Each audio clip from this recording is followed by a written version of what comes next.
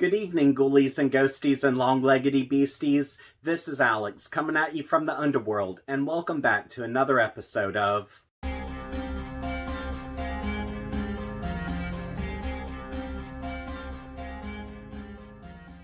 As many of you know, at the end of my videos, I always ask for book recommendations. And last year, I had set aside a specific month where I could review some of the books that were recommended to me, whereas outside of that month, I had reviewed recommended titles here or there. But now that I have a solid recommended reading list, I would like to treat 2021 differently than 2020, because I noticed where last year it seemed like my primary focus was to coordinate what I was reading with a specific time of year or holiday. And even though I will coordinate some books with holidays or the time of the year for 2021, my primary focus is going to be to knock out 20 of the books that my viewers had recommended to me in 2019 and 2020. Which is where this video comes into play, because I'm about to share that recommended reading list with you. And if you don't see the book that you recommended to me on this list, don't worry, because I have a spreadsheet saved with all recommendations. And as soon as I finish reading these books, I plan to read more recommended titles. First off, and in no particular order, we have Revival by Stephen King, which this was recommended by Cody Williams. Now, from my understanding, this was inspired by the book The Great God Pan by Arthur Machen. And since I had read and reviewed The Great God Pan last year, I'm assuming that this title will also fit into the subcategory of cosmic horror.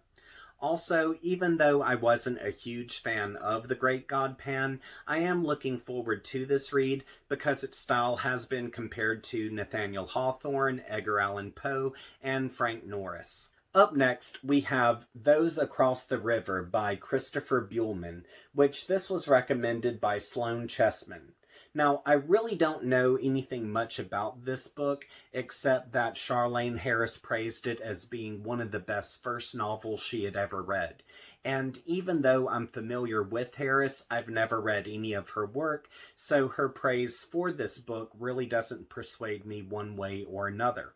But when I looked over the synopsis, it did seem like this was going to be a fun, paranoia-inducing read. Also, it seems like it could fit into the subcategory of Southern Gothic horror. Following that title, we have The Troop by Nick Cutter, which this was recommended by Tammy Mitchell and Justin Sawyer. Now, from my understanding, this book scared the hell out of Stephen King, so that alone has my hopes up pretty high. But when I was reading over the synopsis, I became even more excited because it seems like this is going to be a survivalist horror story that takes place in the Canadian wilderness, which, by the way, I totally love survivalist horror stories. So, between what Stephen King said and what I'm expecting this book is going to be about due to its description, I'm pretty excited to start my read. Up next is the horror manga Gyo by Junji Ito, which this was recommended by the fabulous artist Lisa Shin. And I'm really excited to start this book because last year my husband and I decided to do a buddy read with the Junji Ito classic called Uzumaki. And this is when we discovered that we absolutely loved his storytelling and his artistic style.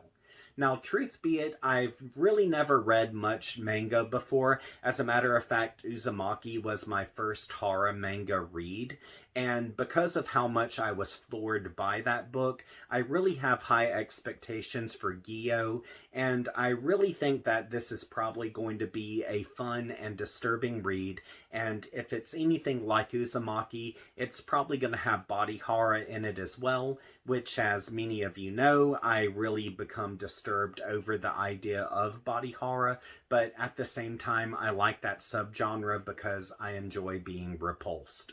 Unfortunately, I don't have a print copy of this next book, but The Resurrectionist by Reth James White was recommended to me by booktuber Spooky Noodles and YouTuber Purgatory Paul, also known as Snowcone72.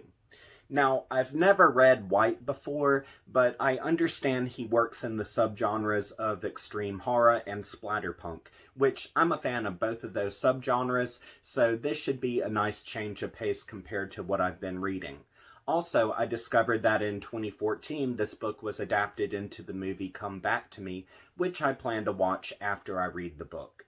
Following that title is Julia by Peter Straub, which this was recommended to me by my good friend Tiny. Now, back in 2019, I read Straub's classic called Ghost Story, and it scared me so bad it actually made my top 3 scariest books for that year.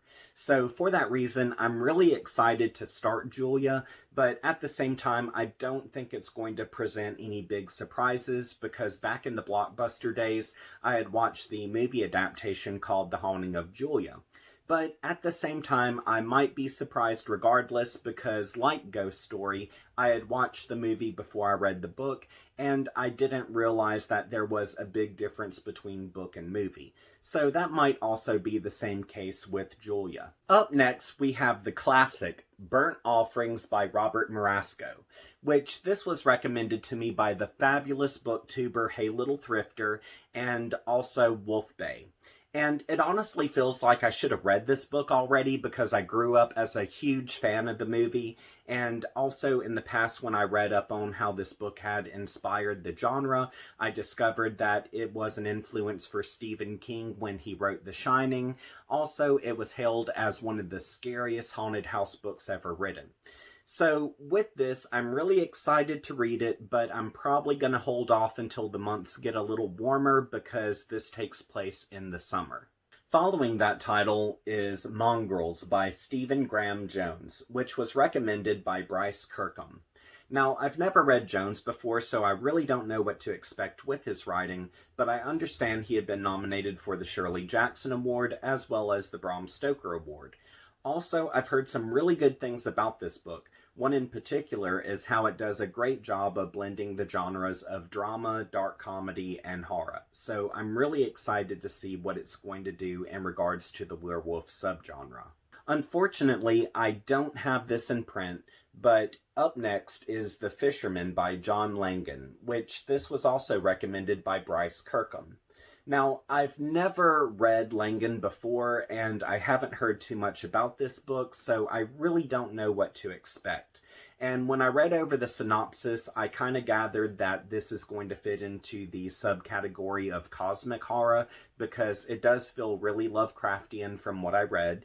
And also, I haven't read too many horror stories in regards to fishing trips, so this seems like it could be a very fun, nightmarish outdoor adventure. Unfortunately, I don't have a print copy of this, but The Delicate Dependency by Michael Talbot was recommended by Heather M.G.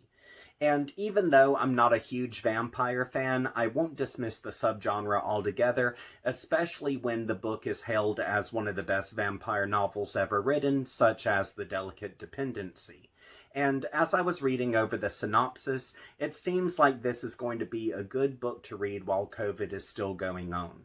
Following that title is an author who I've always wanted to read, but for some reason I haven't had the chance to do so yet.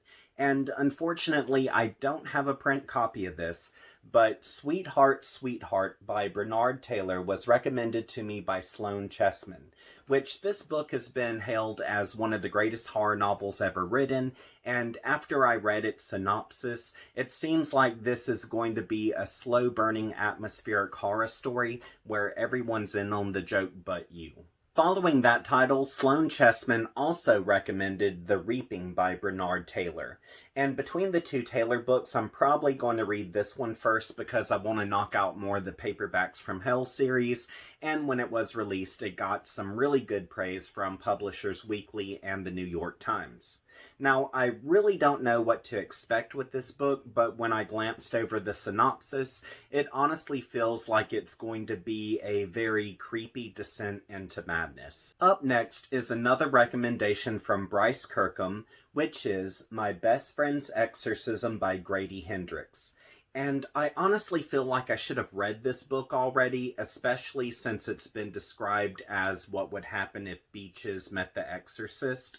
So, yeah, it does seem like it's going to be a fun mixture of comedy, drama, and horror, and I'm kind of expecting something along the lines of Jennifer's Body, which that's not a bad thing because I really enjoyed that movie. Up next is Exquisite Corpse by Poppy Z. Bright, which this was recommended to me by the awesome booktuber Books of Blood. Now, last year for Pride Month, I had read Bright's book called Are You Loathsome Tonight, and I really enjoyed that experience. And out of the Bright books that exist, from my understanding, this is Bright's most infamous novel as it's very extreme, and two of the main characters were inspired by Jeffrey Dahmer as well as Dennis Nielsen. So with that in mind, I'm expecting for this to be an extremely brutal and disturbing read. Also, while we're on the subject of Poppy Z. Bright, Julia Seizure recommended Drawing Blood.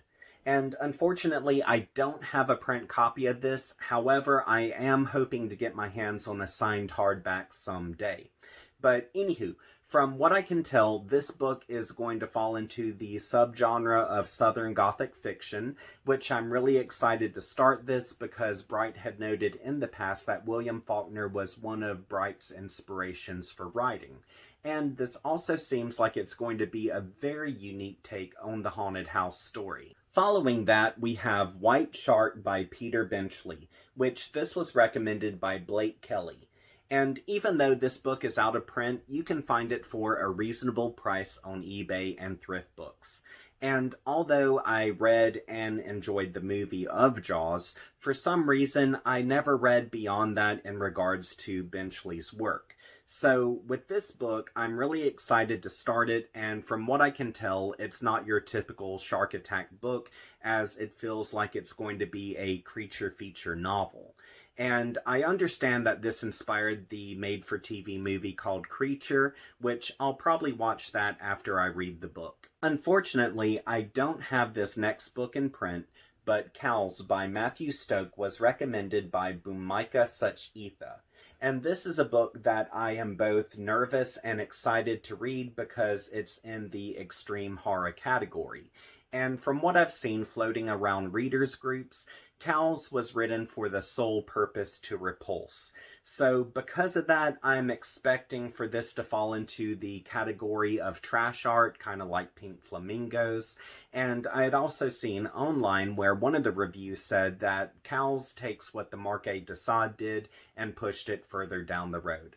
So yeah, I'm gonna have my barf bag handy when I start this one. Again, unfortunately, I don't have a print copy of this book, but up next is True Crime by Samantha Kolesnik, which was recommended by Cami Roebuck. And from my understanding, True Crime is going to be a gut punch of a read because it's been compared to other disturbing books like The Girl Next Door by Jack Ketchum and Survivor by J.F. Gonzalez. And as I said in my last video, Survivor is the only book I read in 2020 that actually gave me nightmares. So for that reason, I'm very excited to read this, and I also feel like it's totally going to push the envelope. Once again, unfortunately, I don't have a print copy of this book, but up next is Rats by James Herbert, which this was recommended by Mark Lind.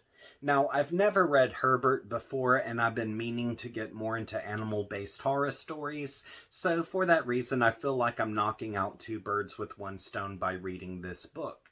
Also, as I was reading over the synopsis, it seems like this is going to be a simple pulp read, but at the same time, I could be wrong and it could be a little bit more complex, because this book is the first of a trilogy.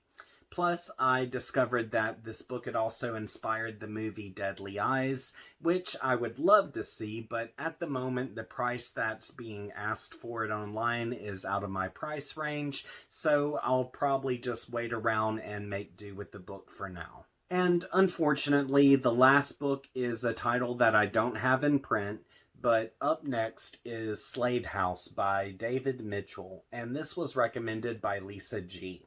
Now, I've never read Mitchell before, but in regards to what I read for Slade House, it seems like this is going to be in the same themes of Stephen King, Shirley Jackson, and H.P. Lovecraft.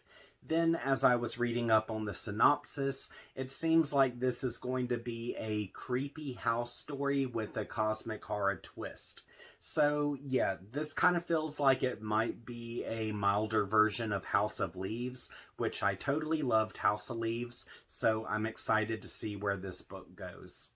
Well, those are the 20 recommended books that I plan to read for 2021, and if the stars align to my favor, I'll be able to match these up with specific times of the year so that they will be able to complement holidays. But regardless, these are the books I'm going to read one way or another before 2022 comes. And even though this is my to-be-read pile for the recommended books, I do have another to-be-read pile, so I'm going to be doing a lot of flip-flopping between each pile this year. On to the questions. My first question is, if you've read any of the books on this list, what did you think of them? My second question is, since there are a few authors on this list who I have yet to read but I have been meaning to, who are some of the authors that you have been wanting to read but just haven't had the opportunity? Load up the comments. Now that it's time to close out the video, I would like to say thank you to Lisa G as well as J.L. Mulvihill, which J.L. Mulvihill is a young adult fantasy and steampunk author, and you can find her books available in print, ebook, and audio wherever books are sold. Also, I would like to give a shout out to Melody Romeo, which Melody Romeo is an author who specializes in historic fiction and fantasy, and her books are available in print and ebook, which those are available wherever books are sold. And if you're wondering why I'm giving a shout out to these wonderful people, it's because they've had the opportunity to contribute to my Patreon account. And if you would like to contribute as well, I have a link for my Patreon in the description section of this video, which for $5 a month, I'll give you a shout out at the end of my videos. And for $10 a month, I'll still give you that shout out. But at the beginning of every month, I'll send you over one of my photos, which I do creepy photography on the side. And when you receive that, you can print it off and do whatever you want with it. So if you're able to contribute, that's awesome. If not, no sweat. I just hope you return to this channel so we can have a good time. Also, if you would like to hunt me down on social media, links to my Facebook, Twitter, Instagram, and TikTok are all in the description section of this video. And if you have yet to subscribe to this channel, be sure to subscribe and click that notifications bell because I have more book reviews coming in the near future. And until we see each other again, I hope you have a great week and sweet nightmares.